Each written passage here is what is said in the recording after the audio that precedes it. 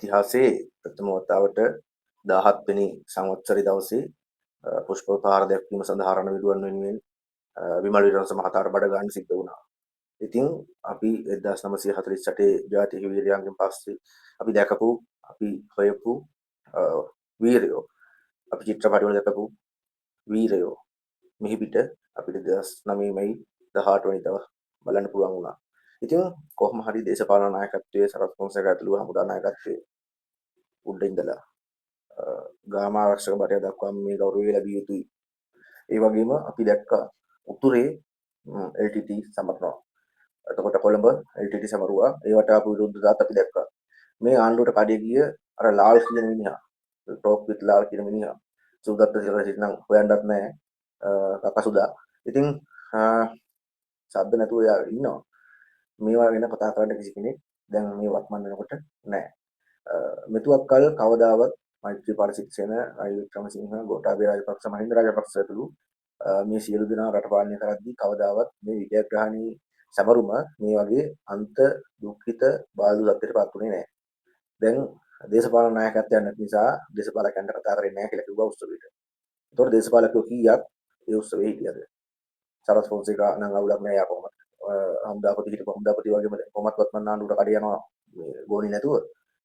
ඒක නිසා තනතුරක් ලැබෙයි කියලා බලාපොරොත්තු වෙයි. ඒක නිසා යාව පැත්තකින් තියමුකෝ. ඒතකොට අනිත් අය කීප දෙනෙක් අපි දැක්කා ඉන්නවා උඩම සම්දුරු වල. නමුත් මහින්ද රාජපක්ෂ මැතිතුමාට, ගෝඨාභය රාජපක්ෂ මැතිතුමාට දේශපාලන දේශපාලනය ගැන නොහිතා එන්න කියන්න තිබුණා. ඔවුන්ව කැඳවන්න තිබුණා. ඒක කොහොම වුණත් ඒක කෙසේ වෙතත් අඩුම තරමේ ඒ සැමරුම සාමාන්‍යයෙන් මලගෙදරක උත්සවයක් වගේ තමයි, ප්‍රභූවරුගේ මලගෙදරක උත්සවයක් වගේ තමයි තිබුණේ. හොඳ පණ තියෙන නිලධාරීන් කීප දෙනෙක් ගිහිල්ලා කොළඹ ප්‍රදේශයේ උතුරු නම් හොඳටම සැමරුවා. අර්ජුන රාමනාදන් කියනවා මේ කොහොමත් මේක අපිට කොටියා කියනකට අපි කැමති, ඒක අපිට ගෞරවයක් කියලා. නමුත් මේ වෙද්දී ඒක අනුවිරුවන් කියන්න දිව නැමෙන්න නැති ආණ්ඩුවක් තුල අපිට මීට වඩා දෙයක් බලාපොරොත්තු වෙන්නත් කියාවක් නැහැ. නමුත් මේ රණවිරුවන් සමරීම සම්බන්ධයෙන් මේ විජයග්‍රහණී සමරීම සම්බන්ධයෙන් අපිට කිසිදු සතුටක් නැහැ. අපිට තියෙන්නේ හීනි කනගාටුවක්. මොකද මේ කරගෙන ගිය මෙතුවක්කල් 16 වෙනි 15 වෙනි එක දක්වා තුන සමරුව 15 වෙනි ජයග්‍රහණී සමරුව වෙනකන් අපිට කිසි ප්‍රශ්නයක් තිබුණේ නැහැ. ඉතින් එතනින් මෙහාට තමයි මේ සියලු දේවල් සිද්ධ වුණේ. ඉතින් මේ ආණ්ඩුව කොටි ඩයස්පෝරාවේ සල්ලි අරගෙන කියලා වර්ධන රාමනාදන් කිව්වා. එතකොට කන්ට්‍රාක්ටර් 323 ආවේ ඩයස්පෝරාවේ ආයුධ කිව්වා. ඉතින් ඒවා ඇත්තද කියලා හිතන මට්ටමට දැන් අපි ඔලු හැදිමින් පවතිනවා මේ රණවිරුවන්ට කරන අසාධාරණ සහ රණවිරු මේ දඩයම සම්බන්ධයෙන් කිසිදු මේකක් නැහැ, කිසි ගෞරවයක් නැහැ. ඔවුන් මුදලට රාජකාරී කරන මට්ටම තමයි අර කැම්පස් කොල්ලෝ කිව්වේ.